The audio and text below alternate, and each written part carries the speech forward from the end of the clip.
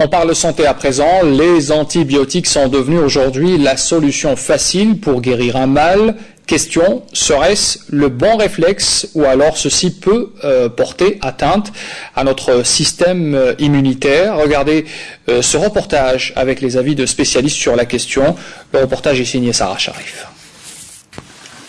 Consommer un médicament sans prescription médicale semble devenir un geste banal de la vie quotidienne des Algériens. D'ailleurs, tous ceux que nous avons rencontrés disent avoir recours à l'automédication. Ça m'arrive, et ça m'arrive un peu souvent en hiver, parce que les enfants sont fragiles, ils attrapent vite des rhinopharyngites, mais je ne peux pas me permettre de prendre un traitement, un antibiotique par exemple, sans avoir consulté un médecin. Je reconnais qu'on crée des facteurs résistants, et là il ne faut pas le faire. Une chose à ne pas faire puisque l'antibiothérapie est un domaine réservé à la prescription médicale. Mais dans la réalité, bien des égards sont commis. Les pharmaciens reconnaissent leur part de responsabilité, mais ne déclareront jamais dans notre micro avoir déjà vendu des antibiotiques sans ordonnance. Mais on ne donne pas, nous. On ne délivre pas des antibiotiques sans ordonnance.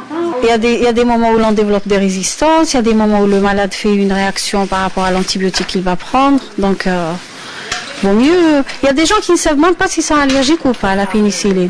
Ils viennent demander du Clamoxyl, comme ça, des antibiotiques. Moi, je pense que les antibiotiques doivent être prescrits.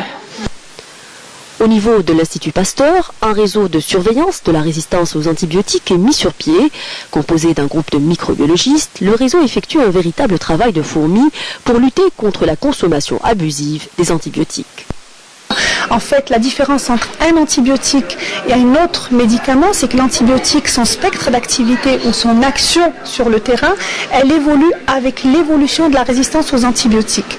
Et de nombreuses études ont été faites de par le monde, et ça c'est pas moi qui vais vous le reprouver, le dire, c'est clair, ça a été prouvé que la consommation abusive d'antibiotiques corrélée parfaitement avec l'augmentation ou l'émergence de nouvelles résistances aux antibiotiques. À partir du moment où une bactérie développe une résistance, un mécanisme de résistance, elle le transfère immédiatement aux autres. À partir du moment, alors il y a un équilibre entre les bactéries résistantes et les bactéries sensibles. À partir du moment où vous donnez un antibiotique, même s'il est indispensable de donner cet antibiotique, à partir de ce moment-là, vous détruisez les bactéries sensibles et vous avez une prolifération des bactéries résistantes. Outre le travail de recherche, la sensibilisation est l'autre cheval de bataille du réseau. Et là encore, tous les moyens sont bons pour faire circuler l'information médicale. Un spot publicitaire interprété par un médecin microbiologiste a été réalisé. L'idée est de limiter la consommation des antibiotiques à bon entendeur. Sans ordonnance à tous ceux qui parlent de souciance, on néglige souvent les